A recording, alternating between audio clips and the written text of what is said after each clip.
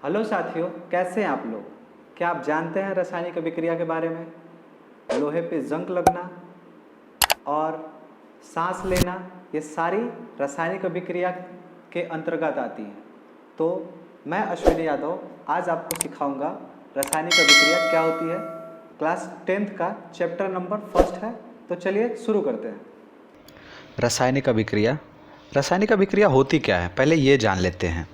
तो ऐसे परिवर्तन जिसमें नए गुणधर्म वाले पदार्थ का निर्माण होता है उसे क्या कहते हैं? रासायनिक अभिक्रिया कहते हैं। उसे रासायनिक अभिक्रिया कहते हैं। ऐसे परिवर्तन जिसमें नए गुणधर्म वाले तत्वों का निर्माण होता है उसे रासायनिक अभिक्रिया कहते हैं। ठीक। या आप ये भी कह सकते हैं कि दो पदार्थ आपस में मिलकर किसी नए गुणधर्म वाले पदार्थ का निर्माण करते हैं, उसे क्या कहते हैं? रासायनिक अभिक्रिया कहते हैं। और रासायनिक अभिक्रिया दो भागों में बंट जाती है, एक होती है अभिकारक और एक उत्पाद। चलिए देखते हैं कि अभिकारक क्या होता है। ऐसे पदार्थ जिसमें रासायनिक अभिक्रिया, ऐसे पदार्थ जो किसी रासायनिक अभिक्रिया में हिस्सा लेते हैं उन्हें अभिकारक कहते हैं। यानी जो भी प्रोडक्ट उसमें भाग लेंगे, जो भी तत्व उसमें भाग लेंगे उसे अभिकारक कहेंगे। उसको क्या कहते हैं? अभिकारक कहते हैं।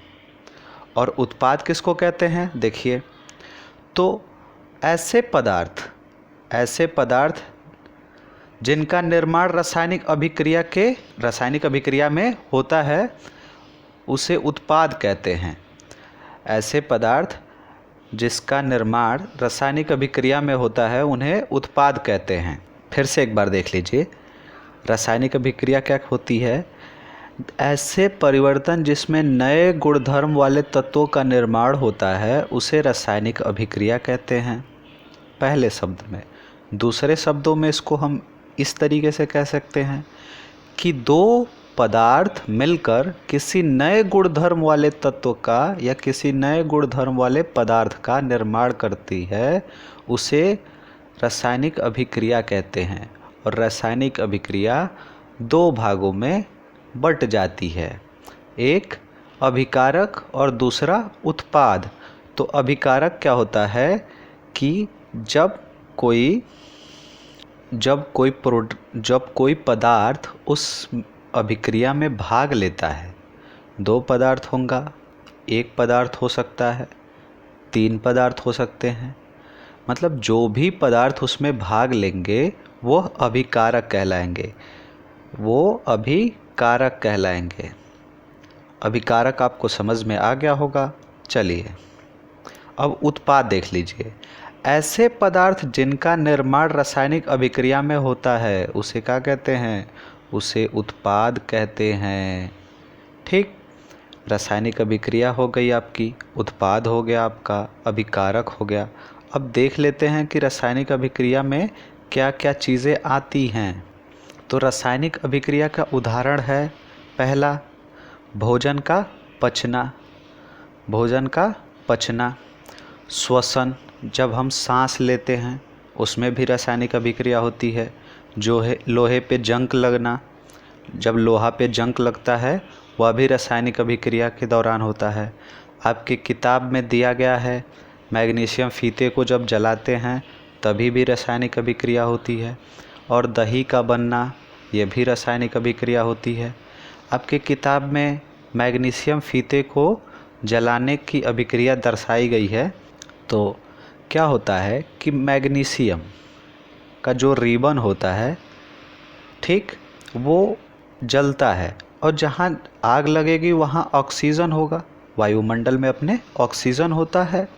और ये दोनों पदार्थ मिलकर क्या करते हैं कि मैग्नीशियम ऑक्साइड का निर्माण करते हैं। मैग्नीशियम ऑक्साइड का क्या करते हैं? निर्माण करते हैं। तो यह रासायनिक अभिक्रिया कहलाती है। ठीक है। चलिए एक और उदाहरण ले लीजिए, जैसे जल का बनना। जैसे दो पदार्थ H2+O, ये दोनों मिलकर क्या बनाते हैं? जल बनाते हैं, H2O बनाते हैं। तो यहाँ भी दो पदार्थ हैं, एक हाइड्रोजन है, एक ऑक्सीजन है, और दोनों क्या बनाए? जल बनाए। ये जल बनाए, H2O बनाए। तो यह रासायनिक अभिक्रिया कहलाएगी। इसी प्रकार से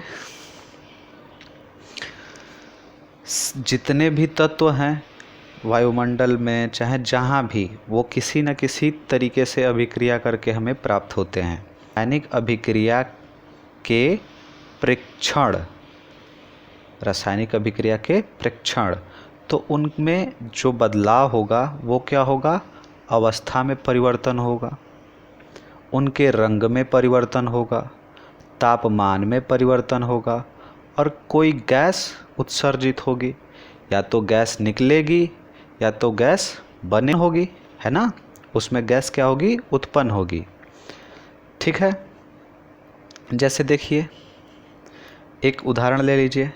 जिंक को Zn, ये क्या होता है? जिंक। और इसको जब सल्फ्यूरिक अम्ल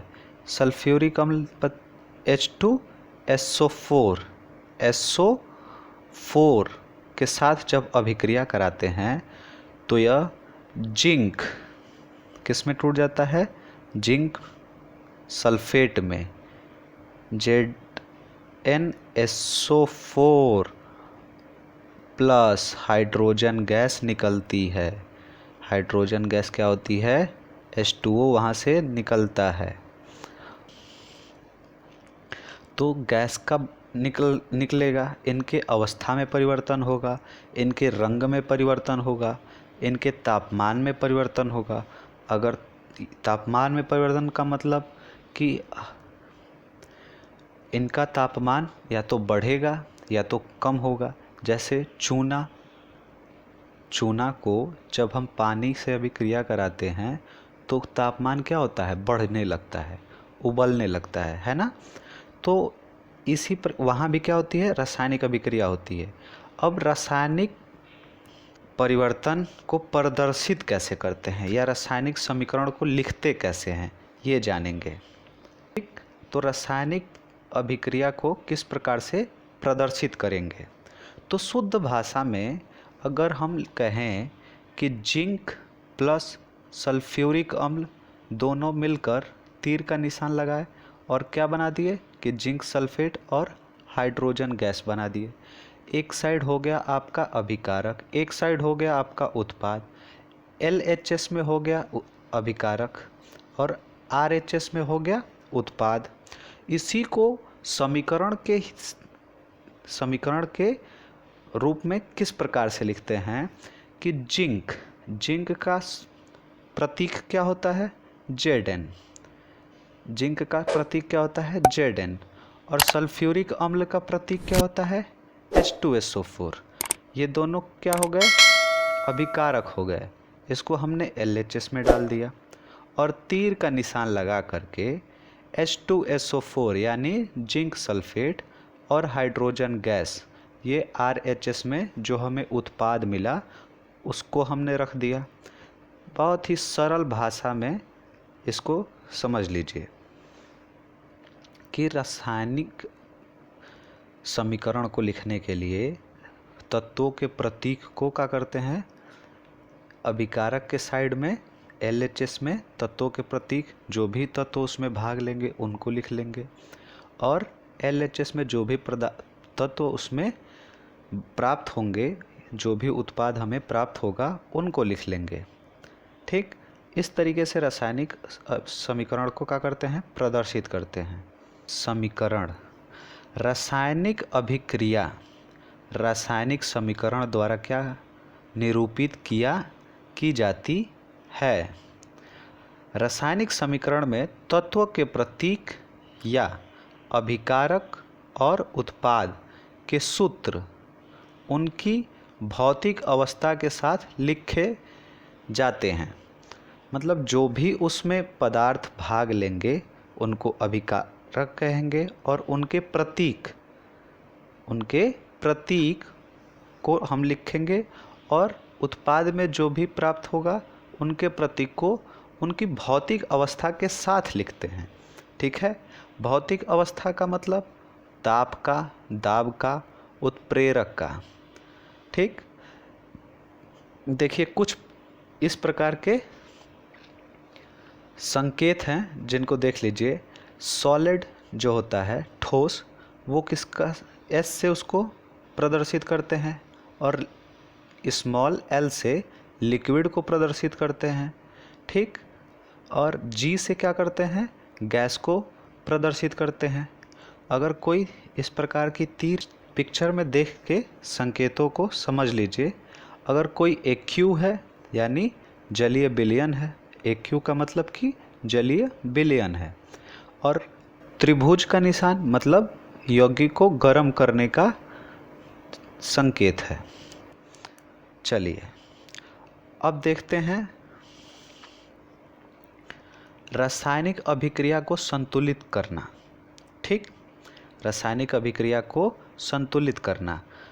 तो द्रव्यमान संरक्षण के नियम के हिसाब से, द्रव्यमान संरक्षण के नियम के हिसाब से या उसके अकॉर्डिंग किसी भी रासायनिक अभिक्रिया में द्रव्यमान का ना तो निर्माण होता है ना विनाश होता है।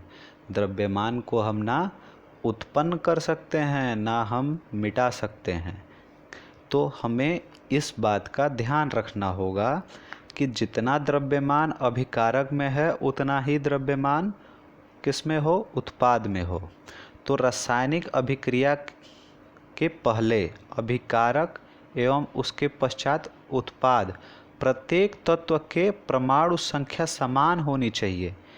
द्रव्यमान संरक्षण नियम यही कहता है कि जितने भी परमाणु अभिकारक में हैं उतने ही परमाणु उत्पाद में होने चाहिए। अब हम उसको संतुलित करना सीखेंगे। चलिए, संतुलित करने का एक ही तरीका है। संतुलित करने का तरीका जो हम लेते हैं उसको हम लेते हैं हीट एंड ट्रायल मेथड से। हीट एंड ट्रायल मेथड से तो पहले चरण में हम क्या करते हैं कि रासायनिक समीकरण को लिखकर प्रत्येक सूत्र के चारों ओर डब्बा बना लीजिए। क्या करिए, चारों ओर डब्बा बना लीजिए। ठीक, जैसे ये Fe plus H2O, Fe2O3 plus H2। इसको संतुलित करने के लिए क्या करेंगे कि संतुलित करते समय बॉक्स के अंदर कुछ भी परिवर्तन नहीं किया जाएगा।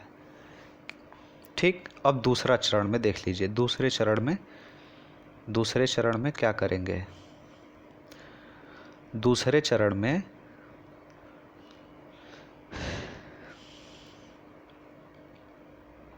इस प्रकार से हम डब्बा बना लेंगे।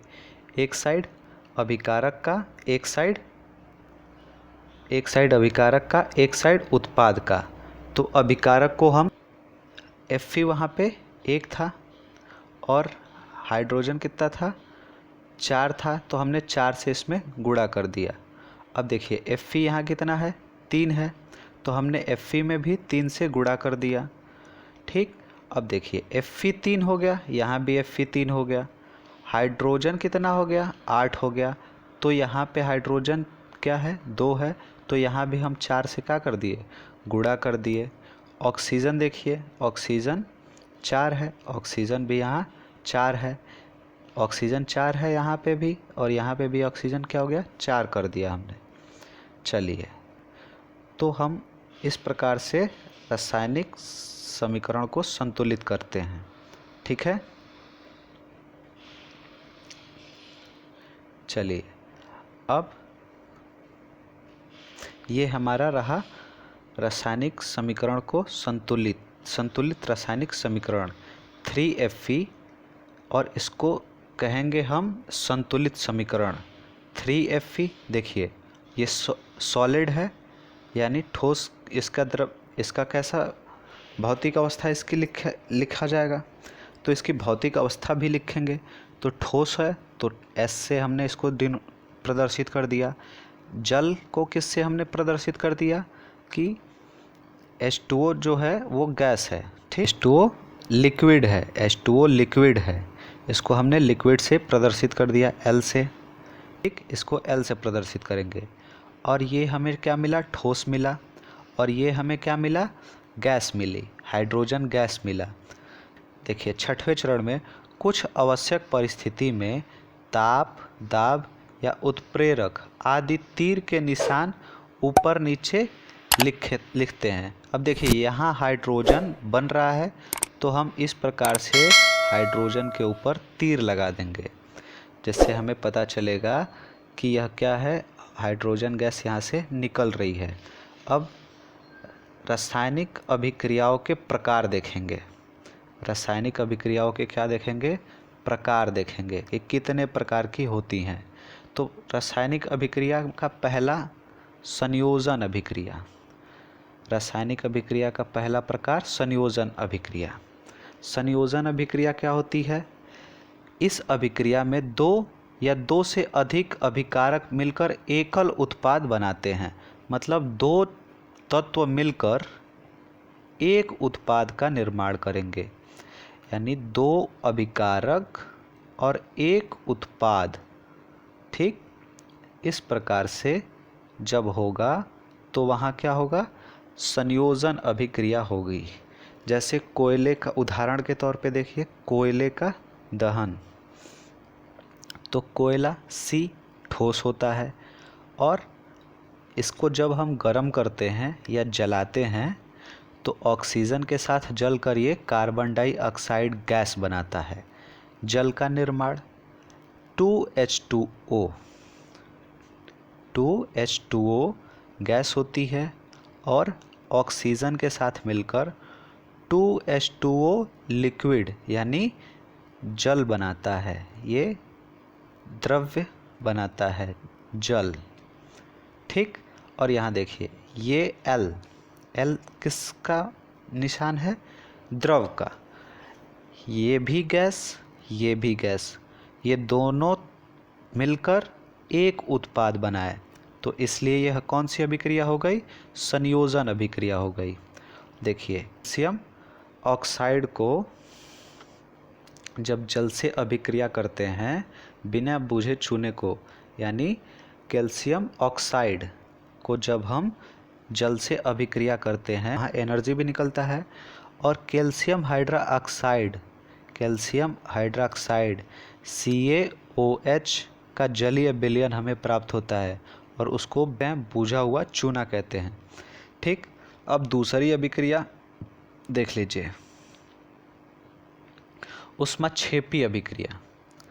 ऊष्माक्षेपी अभिक्रिया जिन अभिक्रिया में उत्पाद का निर्माण के साथ साथ ऊष्मा भी उत्सर्जित होती है, ठीक। तो बूझा हुआ जब चूना बनता है तभी भी हमें क्या मिलता है, यहाँ भी क्या होती है, उत्क्षेपण अभिक्रिया होती है। यहाँ भी खूब ऊर्जा निकलती है, खूब गर्म ऊष्मा निकलती है, ऊष्मा उत्सर्जित होती है, ठीक। देखिए उसके बाद दूसरा उदाहरण देख लीजिए, या पहला उदाहरण प्राकृतिक गैस में दहन, यानी मेथेन CH4। मेथेन को ऑक्सीजन के साथ जब गर्म करते हैं तो कार्बन डाइऑक्साइड और जल H2O गैस के फॉर्म में और ऊर्जा निकलती है, ठीक है। श्वसन एक ऊष्मा क्षेपी अभिक्रिया है, ठीक। श्वसन एक ऊष्माक्षेपी अभिक्रिया है। यह आपके परीक्षा में पूछा भी जाते हैं, बहुत ही वैकल्पिक क्वेश्चन होते हैं कि श्वसन किस प्रकार की अभिक्रिया है। तो श्वसन किस प्रकार की अभिक्रिया है, श्वसन ऊष्माक्षेपी अभिक्रिया है। किस प्रकार से, चलिए देख लीजिए। तो 6H12O6 का जलीय विलयन 6OH के साथ अभिक्रिया करके 6CO2 का जलीय विलयन और 6H2O प्लस ऊष्मा निकलता है, ठीक। मतलब कि जब ग्लूकोज ऑक्सीजन के साथ अभिक्रिया करता है तो कार्बन डाइऑक्साइड हमें निकलती है हमारे शरीर के अंदर। ये चीज़ होती है CO2। जब हम ऑक्सीजन लेते हैं ठीक, तो कार्बन डाइऑक्साइड और जल बनता है ठीक, और ऊष्मा हमें प्राप्त होती है ठीक। चलिए अब देखते हैं दूसरी अभिक्रिया, वियोजन अभिक्रिया। अब हम वियोजन अभिक्रिया के बारे में देखेंगे। दूसरी अभिक्रिया दूसरे प्रकार की। तो वियोजन अभिक्रिया इस प्रकार के अभिक्रिया में एकल अभिकारक टूटकर दो या दो से अधिक उत्पाद बनाते हैं। मतलब एक उत्पाद एक ही अभिकारक होगा, अभिकारक में एक ही तत्व होगा और वह टूटकर दो उत्पाद का निर्माण करेगा, है ना। तो इस प्रकार से वियोजन अभिक्रिया कहलाती है। चलिए ऊष्मीय वियोजन अभिक्रिया, ऊष्मीय वियोजन अभिक्रिया को भी जान लें। तो ऊष्मीय वियोजन अभिक्रिया क्या होती है कि ऊष्मा द्वारा किया गया वियोजन ऊष्मीय वियोजन कहलाता है। मतलब कोई अभिकारक है, उसको गर्म करने पर अलग अलग पदार्थों में टूट जाता है, ऊष्मीय वियोजन अभिक्रिया कहलाती है।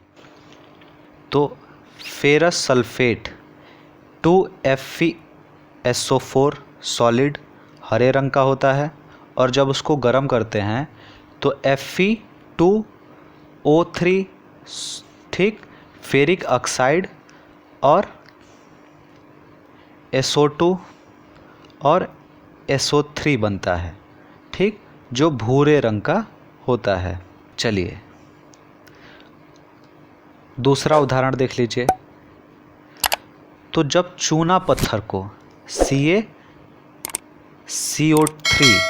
चूने पत्थर को जब हम गर्म करते हैं तो CaO कैल्शियम ऑक्साइड और कार्बन डाइऑक्साइड में यह टूट जाता है। यह ऊष्मीय वियोजन अभिक्रिया कहलाती है, जहाँ ऊष्मा का क्या, जो एक अभिकारक पर ऊष्मा डालकर उसे हम वियोजित कर देते हैं, तोड़ देते हैं दो या दो से अधिक पदार्थों में। तो यहाँ भी टूट रहा है, ये चूना पत्थर क्या हो रहा है, टूट जा रहा है दो भागों में ठीक। अब विद्युत वियोजन अभिक्रिया, विद्युत वियोजन अभिक्रिया, विद्युत वियोजन अभिक्रिया, विद्युत वियोजन अभिक्रिया विद्युत धारा प्रवाहित होने वाले वियोजन को कहते हैं। उदाहरण के लिए किसी जार में पानी डाल दीजिए, कोई प्लास्टिक का मग है और उसमें दो ट्यूब इस प्रकार से कैथोड और एक एनोड, एक साइड कैथोड और एक साइड एनोड लगा दिया जाए और बैटरी से जोड़ दिया जाए और स्विच ऑन करते ही ये जो ग्रेफाइट की रॉड है, जिसको हम लोग एनोड कहते हैं ठीक, ये दोनों रॉड होती हैं और उसके ऊपर परखनली लगा दी जाती है और इसके दोनों रॉड के ऊपर क्या करते हैं, एक एक परखनली लगा देते हैं। तो जो एनोड होता है उसमें ऑक्सीजन गैस एकत्रित होती है, यहाँ पे ऑक्सीजन गैस एकत्रित होने लगती है और जो कैथोड होता है वहाँ पे हाइड्रोजन गैस एकत्रित होती है। चलिए तो इसमें वियोजन कैसे होता है, तो 2H2O लिक्विड जो है ये जल है, इसको विद्युत धारा प्रवाहित किए हमने और यह किस में टूट गया, H2H2 और O2 में। मतलब यहाँ पे ऑक्सीजन और हाइड्रोजन में यह क्या हो गया, टूट गया और इसी को क्या कहते हैं, विद्युत वियोजन अभिक्रिया कहते हैं। इस प्रकार की अभिक्रियाओं को विद्युत वियोजन अभिक्रिया कहते हैं। प्रकाश वियोजन अभिक्रिया देख लीजिए। प्रकाशीय वियोजन अभिक्रिया, सूर्य के प्रकाश की उपस्थिति में होने वाले वियोजन प्रकाशीय वियोजन कहलाता है। जैसे A2AgCl यानी silver chloride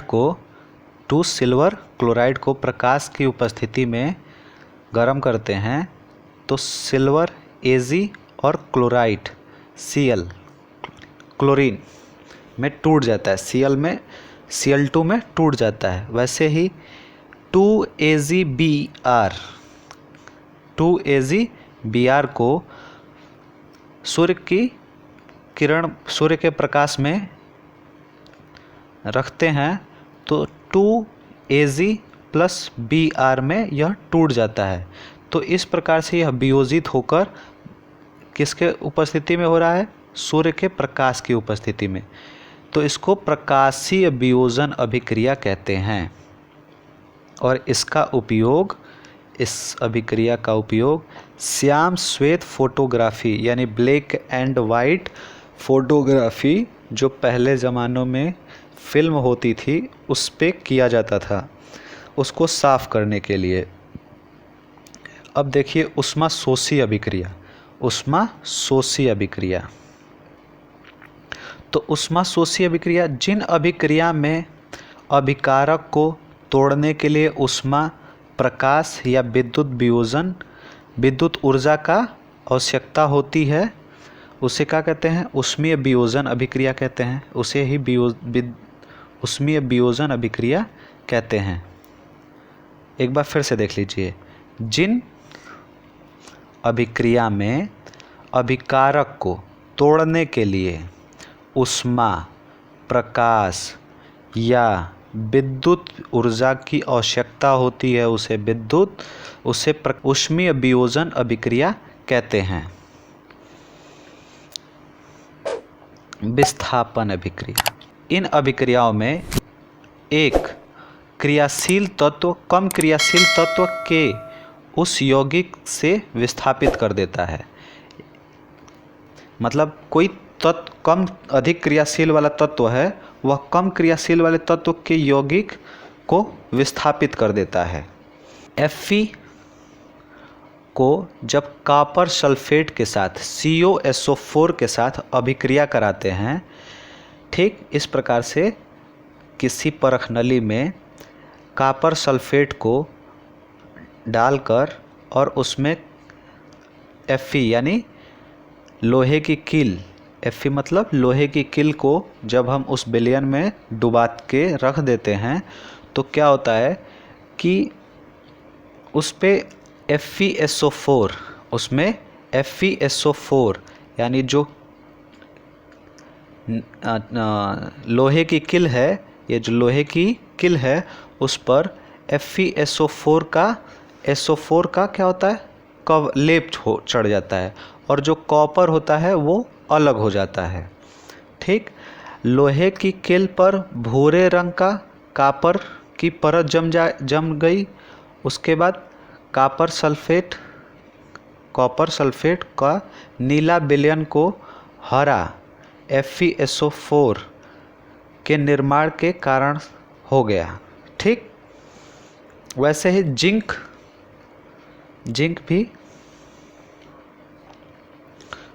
zinc copper sulphate के साथ अभिक्रिया किया, जिंक सल्फेट बना दिया और कॉपर को अलग कर दिया। इस प्रकार की अभिक्रियाओं को क्या कहते हैं? विस्थापन अभिक्रिया कहते हैं। मतलब दो तत्व मिलकर क्या करते हैं कि दो तत्व यहाँ हैं, एक तत्व और एक यौगिक है। यह तत्व क्या किया कि इस यौगिक के साथ विस्थापित हो गया और उसके एक तत्व को बाहर निकाल दिया। जिंक कॉपर सल्फेट में खुद को विस्थापित करके जिंक सल्फेट बनाया और कॉपर को बाहर कर दिया। वैसे ही आयरन FeSO4 बना। Fe जब कॉपर सल्फेट के साथ अभिक्रिया किया तो FeSO4 बना, यानी Fe आयरन जो है सल्फेट के साथ अभिक्रिया करके कॉपर को वियोजित कर दिया या विस्थापित कर दिया, उसको अलग कर दिया। ठीक, अब द्विविस्थापन अभिक्रिया देखेंगे कि द्विविस्थापन अभिक्रिया क्या कहलाती है। द्विविस्थापन अभिक्रिया, इस अभिक्रिया में उत्पाद का निर्माण दो यौगिकों के बीच आयन के आदान प्रदान से होता है। मतलब दो यौगिक हैं, उनके आयन क्या होंगे, आदान प्रदान हो जाएंगे। देखिए किस प्रकार से, sodium sulphate Na2SO2 plus BaCl2 sodium sulphate barium chloride के साथ जब अभिक्रिया किया तब बेरियम सल्फेट यानी BaSO4 का निर्माण हुआ और उसके साथ विस्थापित होकर ये सोडियम किसके साथ हो गया, क्लोरीन के साथ हो गया, और ये Ba किसके साथ हो गया, SO के साथ हो गया। तो दोनों यौगिक क्या हुए, अपने आयन आदान प्रदान कर लिए, तो बेरियम सल्फेट बना और सोडियम क्लोराइड बना। चलिए, उपचयन एवं अपचयन बहुत ही इम्पॉर्टेंट अभिक्रिया है, इसको हर बार पूछता है। इम्पॉर्टेंट अभिक्रिया है ये, इम्पॉर्टेंट अभिक्रिया, इसको अच्छे से आप देख लीजिए। तो उपचयन और अपचयन अभिक्रिया क्या होती है, उपचयन और अपचयन अभिक्रिया। उपचयन अभिक्रिया जब किसी पदार्थ में ऑक्सीजन की वृद्धि होती है, दो बातें हैं उपचयन अभिक्रिया में, दो बातें हैं। जब ऑक्सीजन की वृद्धि होगी और हाइड्रोजन की कमी होगी, यानी हाइड्रोजन का क्या होगा, कमी होगा, वहाँ पे क्या होगा, उपचयन अभिक्रिया होगा। फिर से सुन लीजिए, उपचयन अभिक्रिया में ऑक्सीजन की वृद्धि होगी, इस ऑक्सीजन की क्या होगी, वृद्धि हो जाएगी, और हाइड्रोजन का क्या हो जाएगा, ह्रास यानी कमी हो जाएगी। तो वहाँ पे क्या होगा, उपचयन अभिक्रिया होगी, वहाँ पे उपचयन अभिक्रिया होगी। उदाहरण देख लीजिए, C+O2 CO2, इसमें ऑक्सीजन की क्या हो रही है, वृद्धि हो रही है, ऑक्सीजन की क्या हो रही है, वृद्धि हो रही है। वैसे ही 2Cu+O2, इसमें भी ऑक्सीजन की क्या हो रही है, वृद्धि हो रही है। यहाँ देखिए, CuO2 कॉपर ऑक्साइड हाइड्रोजन के साथ अभिक्रिया किया तो कॉपर और हाइड्रोजन का क्या हुआ, यहाँ से हाइड्रोजन का ह्रास होके और जल का निर्माण हुआ, यहाँ उपचयन अभिक्रिया हुआ, यहाँ उपचयन अभिक्रिया हुई। अब अपचयन अभिक्रिया की बात करते हैं। अपचयन अभिक्रिया क्या होती है, अपचयन अभिक्रिया जब किसी पदार्थ में ऑक्सीजन का ह्रास हो। उपचयन में क्या होता है कि ऑक्सीजन की वृद्धि होती है, अपचयन में ऑक्सीजन का ह्रास होता है। देख लीजिए, बातों पे गौर करिएगा। तो ऑक्सीजन का यहाँ पे क्या हो गया, कमी हो गया, और हाइड्रोजन की वृद्धि हो गई, तो यह क्या कहलाएगी, उपचयन अभिक्रिया कहलाएगी। यह क्या कहलाएगी, उपचयन अभिक्रिया कहलाएगी। उदाहरण देख लीजिए, कॉपर ऑक्साइड को हाइड्रोजन के साथ क्या किए, अभिक्रिया कराए, उष्मा दिए, उसको गर्म किए तो कॉपर अलग हो गया। ठीक, तो यहाँ देखिए, हाइड्रोजन का क्या हुआ, उपचयन हुआ, मतलब हाइड्रोजन का ह्रास हुआ, और कॉपर का क्या हुआ, ऑक्सीजन का यहाँ से अपचयन हुआ, ऑक्सीजन यहाँ से ऑक्सीजन कम हो गया, तो यह अभिक्रिया क्या कहलाई, अपचयन अभिक्रिया कहलाई। ठीक है, चलिए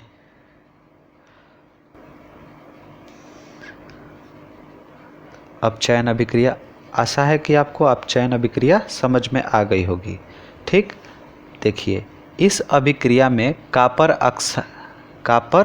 ऑक्साइड कापर में अपचयित हो जाता है और हाइड्रोजन उपचयित होकर जल बनता है। उपचयित होकर क्या बनता है? जल बनता है। हाइड्रोजन क्या हुआ? ऑक्सीजन के साथ मिलकर जल बनाया। इस प्रकार से तथा उपचयन, इस अभिक्रिया में कापर ऑक्साइड कापर में अपचयित हो जाता है, हाइड्रोजन उपचयित हो जाकर जल बनता है, उपचयित होकर जल बनता है। इस अभिक्रिया में उपचयन, अपचयन, यहाँ पे अपचयन होना चाहिए, अपचयन तथा उपचयन, अपचयन तथा उपचयन दोनों हो रहा है और इसी को क्या कहते हैं? रेडॉक्स अभिक्रिया कहते हैं। और बहुत ही इम्पॉर्टेंट है ये रेडॉक्स अभिक्रिया, हमेशा पूछी जाती है और इसका उदाहरण ये आपका यह उदाहरण है। ठीक, अब दैनिक जीवन में हम अभिक्रियाओं का प्रभाव देखेंगे। दैनिक जीवन में उपचयन अभिक्रिया का क्या प्रभाव है? तो पहला संरक्षण का जब कोई धातु अर्धार्थ अम्ल के संपर्क में आती है, उस धातु के ऊपरी परत कमज़ोर हो जाती है और क्षरित हो जाती है। कमज़ोर होकर वह क्या होने लगती है? टूटने लगती है। ठीक, तो यह उपचयन अभिक्रिया कहलाती है।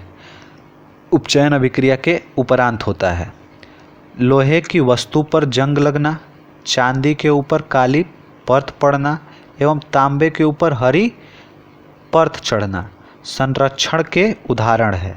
ठीक, और यह किसके उदाहरण है? उपचयन के भी उदाहरण है और संरक्षण के भी उदाहरण है।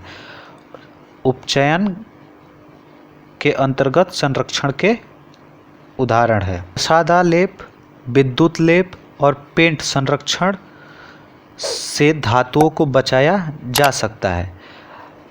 जब वस्तुएं संरक्षण होने लगती हैं, उन पे जंग लगने लगता है या टूटने लगती है, क्षरित होने लगती है, तो उसको विद्युत लेपन द्वारा क्या करते हैं? उस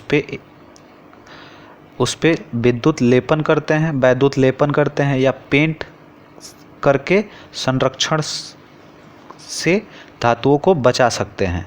ठीक, विकृतीय गंधता, इसके बारे में देख लीजिए। विकृतीय गंधता वसायुक्त तेलीय खाद्य सामग्री वायु के संपर्क में आते ही उपचयित होने लगता है।